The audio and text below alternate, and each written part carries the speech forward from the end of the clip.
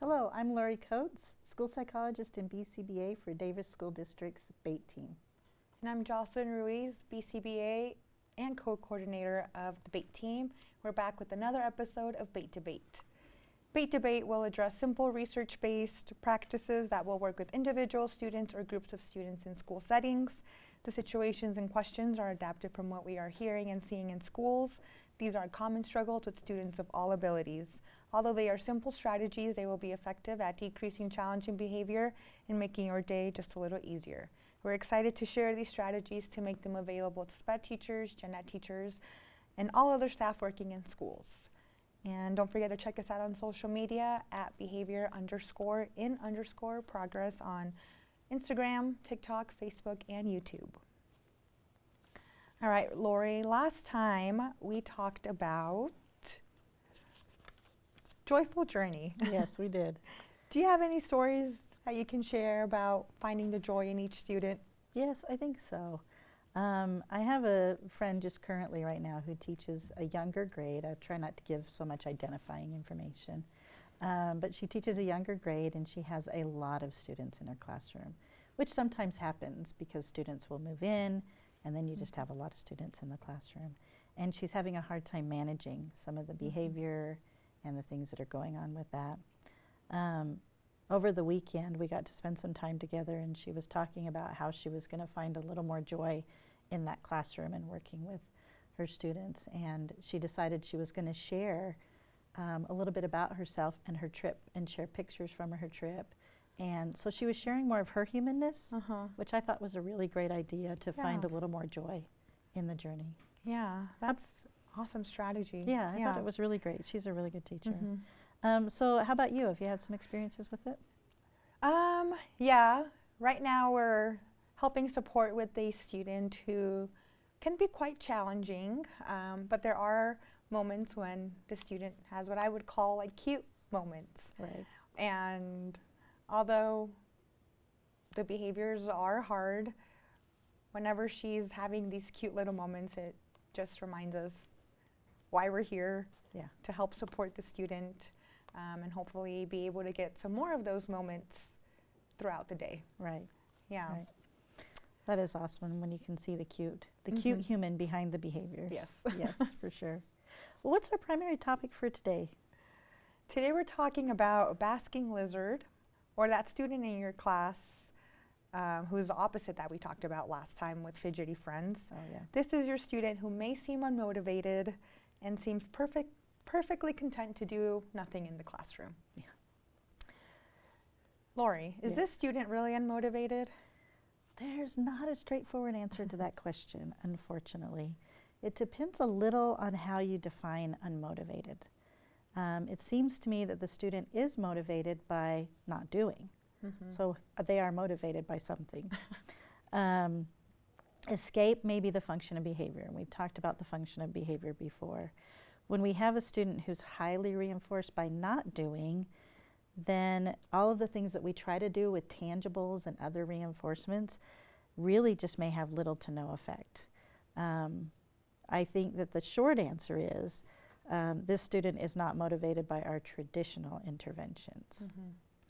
So if our typical reinforcement techniques and other interventions are not effective, what do we do about the basking lizard? We need to spend some time determining what is reinforcing for this student. Is it reinforcing to escape work and to not have anybody bother them? Is the student reinforced by doing activities with adults that maybe other children wouldn't find reinforcing? Can also think about what the student does in their free time at home. How do parents motivate the student to take care of daily activities, go to social events, and get to school? And we can also, again, look at what the student's interests are and how can we provide access to these interests at school, or maybe work with parents to create a plan for home where reinforcement at home could be contingent upon behaviors that happen at school. Right. So if escaping work is determined to be the primary function and we don't find another reinforcer, what do we do? Well, I think just about what you were saying a minute ago is to allow the student to escape without being bothered. that gets concerning to teachers, because then it feels like they're just going to have them not do anything. But what we are doing instead is that they're escaping not just the work, but they're escaping all the prompting and punishing that people come up with. Like, I just read a referral today about a student who loses recess. They have to go indoor recess all the time because they're not completing their work. We're generally giving a lot of attention to the student for not doing. We can also use programs such as Dots for Motivation, which is a way to reinforce the student by allowing them to escape or get out of work. The way this program works is that you use garage sale dots, and that's why it's called Dots for Motivation. And let's say math, because that's the easiest one to describe with that.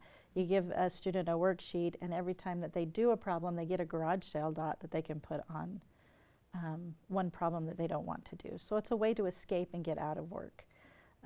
It also does a little bit, so it allows the student to escape in a functional way, because they're still doing.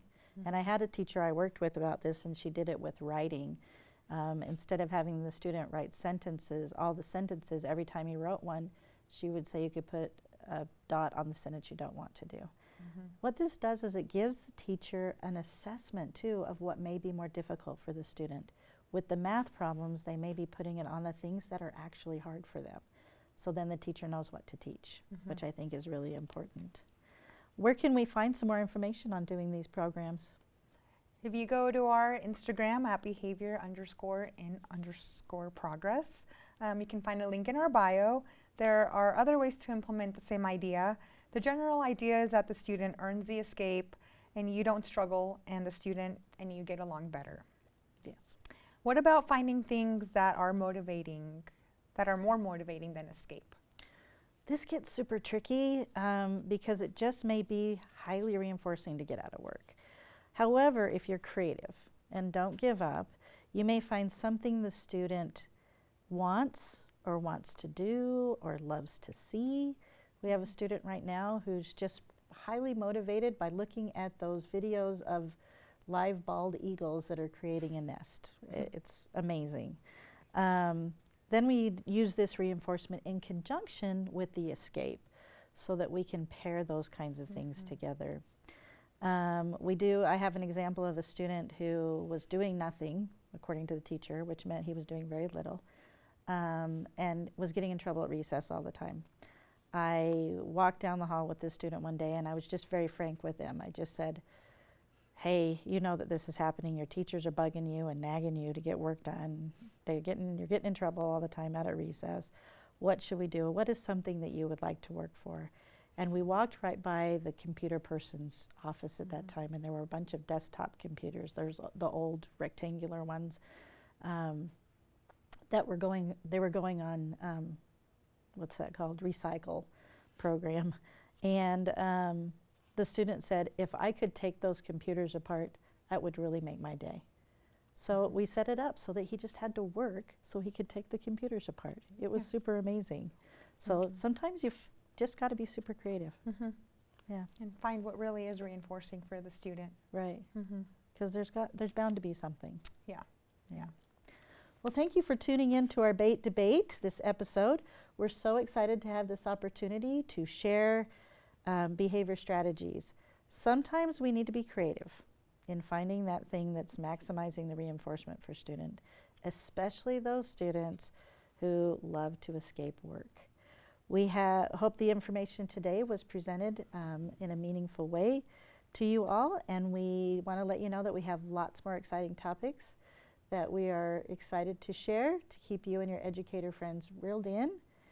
Be sure to like and share, and we'll catch you next time. Thanks.